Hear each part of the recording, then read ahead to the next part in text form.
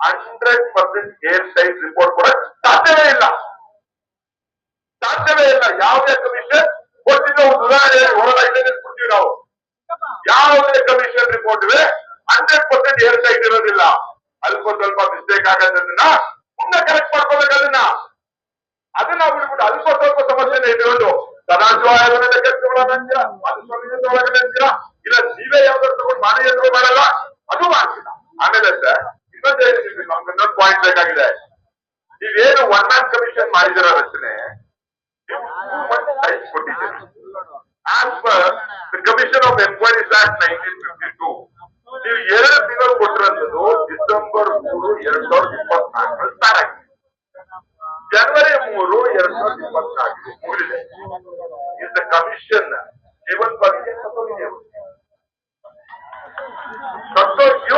ಸತ್ತೋಗಿದೆಯಾ? ನೀವೆಲ್ಲ ಎಕ್ಸ್ಟೆಂಡ್ ಮಾಡೋದು ಏನಿಲ್ಲ. ನೀವು 2 ಮತ್ತೆ ನೀವು ಟೈಮ್ ಕೊಟ್ಟ ಮೇಲೆ as per the act if there is no specific mentioning of the time it can go to 6 months.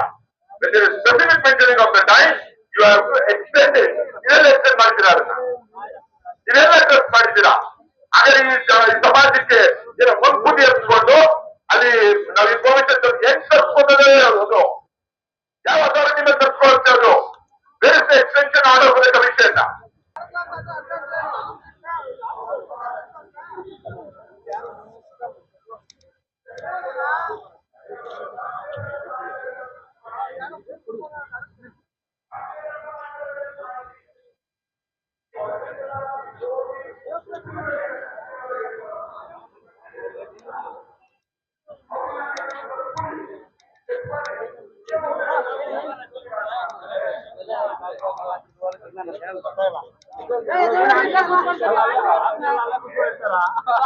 ಯಾರು ದಾನಿಗಳು ಯಾರು? ನಿಮ್ಮ ಹೆಸರು ಶಿವ ಅಂತ. ಯಾವರು? ಚಿಂತಾಮಣಿ ಅವರಾ? ನೀರು ಕೊಡಿ, ನೀರು ಕೊಡೋಣ, ನೀರು ಕೊಡೋಣ.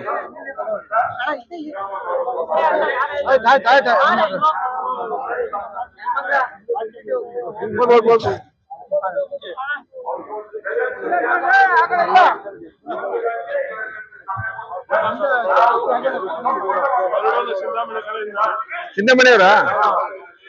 ದಾನಿಗಳು ನೀವಾ? Okay okay okay. ಊಟ ತಿಂತೀರಾ? ಇಲ್ಲ ಬೇಡ, ಊಟ ಬೇಡ. ಮಾತಾಡಿ. ಏನು ಯಾಕೆ ಊಟ ಕೊಡ್ಬೇಕು ಅನಿಸ್ತು ನಿಮ್ಗೆ? ನಮಗೆ ಮಾದಿಗ ಸಮುದಾಯಕ್ಕೆ ಸುಮಾರು 30 ವರ್ಷದಿಂದ ನಾವು ಕರ್ನಾಟಕ ಮಾದಿಗ ದಂಡೋರದ ನಮ್ಗೆ ಒಳ ಮೀಸಲಾತಿ ಬೇಕು ಅಂತ ಹೇಳ್ಬಿಟ್ಟು ನಾವು ಹೋರಾಟ ಮಾಡ್ಕೊಂಡ್ ಬರ್ತಾ ಇದ್ದೀವಿ. ಆದ್ರೆ ನಮ್ಮನ್ನ ಆಳಿದಂತ ಸರ್ಕಾರಗಳು, ಕಾಂಗ್ರೆಸ್ ಸರ್ಕಾರ ಇರ್ಬೋದು, ಬಿಜೆಪಿ ಸರ್ಕಾರ ಇರ್ಬೋದು, JDS ಸರ್ಕಾರ ಇರ್ಬೋದು, ನಮ್ಮನ್ನ ಮತ ಬ್ಯಾಂಕ್ ಆಗಿ ಬಳಸ್ಕೊಂಡು ಆ ಸದಾಶಿವ ಆಯೋಗದ ವರದಿ 2012ರಲ್ಲಿ ಸರ್ಕಾರ ಕೈ ಸೇರಿತು. 2012ರಿಂದ 2025ವರೆಗೂ ಆ ವರದಿನ ತೆರೆದು ನೋಡಲೇ ಇಲ್ಲ ಸರ್ಕಾರ. ಕಾರಣ ಏನಂದ್ರೆ ಆ ವರದಿಯಲ್ಲಿರೋದನ್ನೇನಾದ್ರೂ ನಾವು ಇಂಪ್ಲಿಮೆಂಟ್ ಮಾಡಿದ್ರೆ, ಜಾರಿ ಮಾಡಿದ್ರೆ ಮಾದಿಗರ ಮತಗಳು ನಮ್ಮ ಪಕ್ಷಗಳ ಕೈ ತಪ್ಪು ಹೋಗುತ್ತೆ ಅಂತ ಹೇಳ್ಬಿಟ್ಟು ಯಾವುದೇ ಸರ್ಕಾರ ಕೂಡ ಸದಾಶಿವ ಆಯೋಗದ ವರದಿನ ಮೂಲೆ ಗುರುತು. ಆದ್ರಿಂದ ಈಗ ನಮ್ಮ ಪಾದಯಾತ್ರೆಗಳು 13ನೇ ತಾರೀಕಿಂದ 21ನೇ ತಾರೀಕು ಕ್ರಾಂತಿಕಾರಿ ಪಾದಯಾತ್ರೆ ಪ್ರೊಫೆಸರ್ ಬಿ ಕೃಷ್ಣಪ್ಪನವರ ಒಂದು ಸಮಾಧಿಯಿಂದ ಬೆಂಗಳೂರುವರೆಗೂ ನಡ್ಕೊಂಡ್ ಬಂದಿದ್ದಾರೆ.